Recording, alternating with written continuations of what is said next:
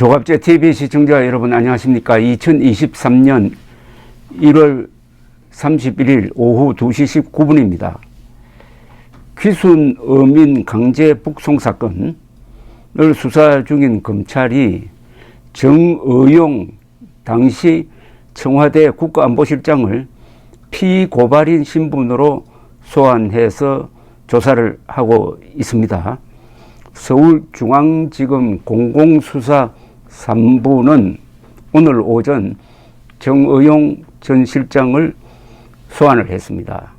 정의용 씨는 2019년 11월 문재인 정부 안보라인의 최고 책임자로서 탈북 어민 2명에 대한 국정원 등의 합동조사가 끝나기 전에 강제 북송 결정을 주도한 혐의를 받고 있습니다. 당시 안보실장이던 정의용 씨는 서훈 당시 국정원장 등과 함께 직권남용 등의 혐의로 작년 7월 시민단체에 의해서 고발이 되었습니다. 이 강제 북송된 두 탈북 어민은 그 타고 있던 배가 납포된 직후에 우리 해군에 귀순하겠다는 뜻을 밝혔습니다. 남한에서 살고 싶다고 보호 신청서를 제출했습니다. 출생지, 가족, 학교, 경력 등을 A4 용지 20장에 쓰면서 귀순 의사를 명확히 했습니다. 그런데 이들은 동료 어부 16명을 살해했다는 의심을 받고 있었는데 합동조사는 검찰, 경찰, 국정원이 하는데 합동조사단 내부에서는 이와 관련해 검찰, 경찰의 강제 수사가 추가로 필요하다는 의견이 나왔다고 합니다. 그러니까 북한에서 과연 그런 범죄를 저질렀느냐의 사실관계를 더 확인할 필요가 있었다는 거죠. 그러나 위선의 지시로, 이 위선이라고 하면은 정의용도 포함되고 문재인도 포함될 것 같은데, 위선의 지시로 이 의견은 묵살되고 어민들에 대한 합동조사가 끝나기도 전에 북송이 결정되었고, 이 과정에서 정의용 안보실장이 어떤 역할을 했느냐, 이렇게 되는 거죠.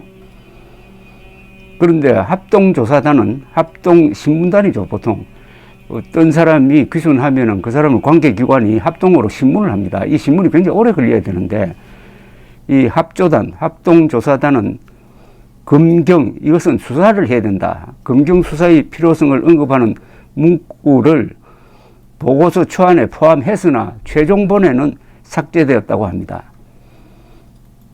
어민들은 두 사람은 판문점에서 북송될 때 자해까지 하면서 저항을 했고, 이걸 당시 통일부에서 동영상으로 찍어서 작년에 공개한 적도 있습니다. 검찰은 청와대 국가안보실 지시로 국정원이 보고서를 수정했는지, 그리고 정의용 당시 국가안보실장이 이 과정에 개입했는지에 대해서 수사를 해왔습니다. 국가안보실은 작년 국회에 제출한 문건에서는 합동정보조사 결과를 바탕으로 국가안보실과 관련 부처가 협의해 추방을 결정했다고 밝혔습니다. 이 정의용 실장은 이 사건과 관련해 납포될 때 귀순 의사를 밝히지 않았고 애당초 진정성이 없었다고 주장한 바 있지만 이는 사실과 다른 것으로 드러나고 있습니다. 그들은 희대의 살인마라며 북한 범죄에 대해 우리 법원이 형사 관할권을 행사한 전례가 없다고도 했습니다. 이건 완전히 헌법과 우리 법률을 무시한 발언입니다. 검찰은 북한은 헌법상 우리 영토이기 때문에 우리 법원이 형사 관할권을 갖는다는 입장입니다.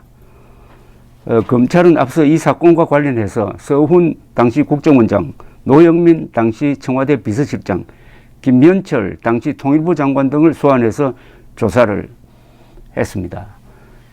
여기서 쟁점이 되는 게 두 어민이 북한에서 16명을 죽였다는 것은 북한 측 주장인데, 그것은 별도의 수사를 통해서 우리가 독자적으로 자체적으로 확인했었어야 합니다. 그 확인을 하지 않았습니다. 그러니까 무턱대고 살인을 저질렀다. 살인을 저질러도 그 동기가 있을 겁니다.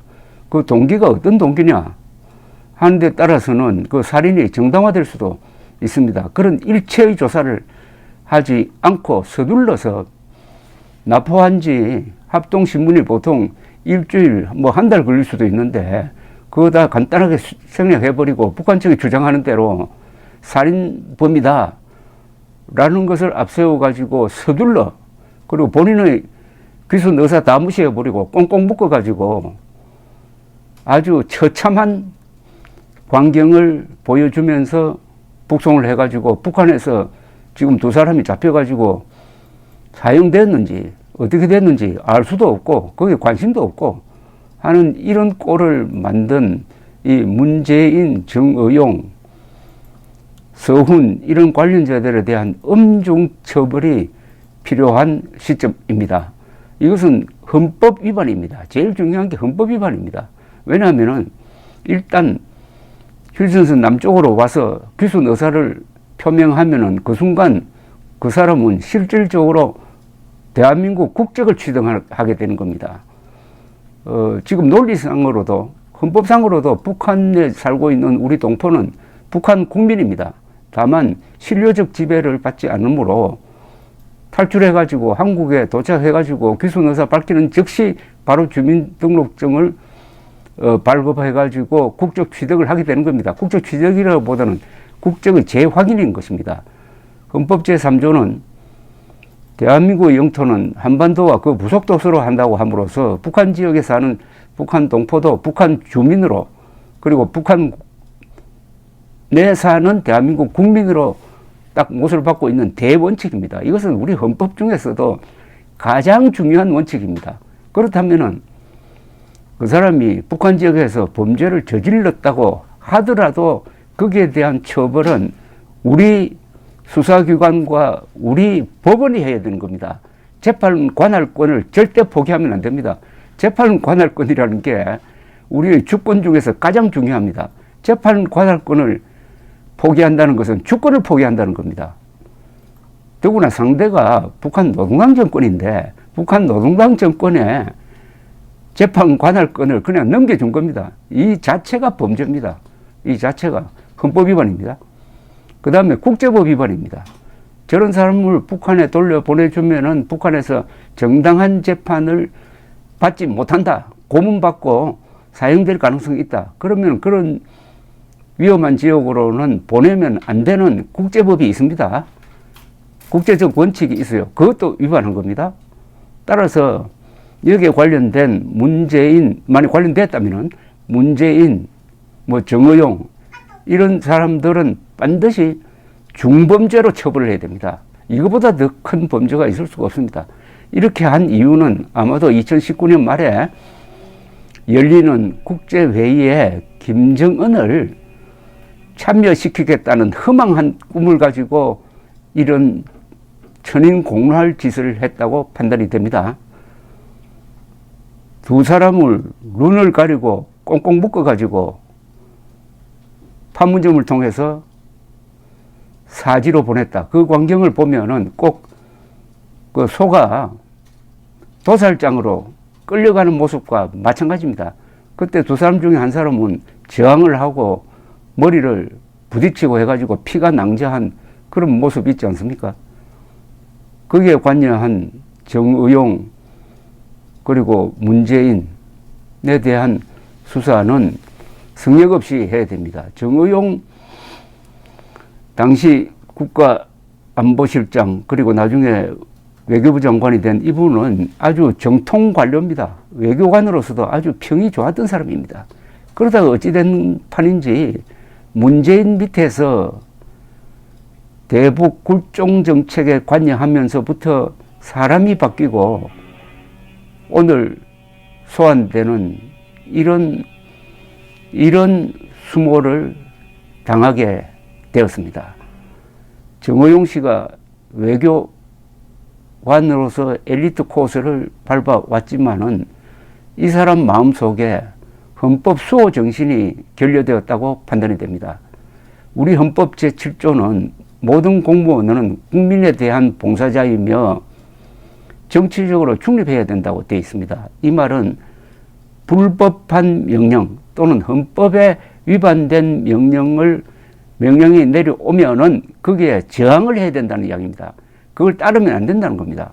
그걸 따르면 같이 처벌받는다는 겁니다. 이 다른 공무원들에 대해서 이번 이 조사는 상당한 경종이 될 것이라고 생각합니다. 감사합니다.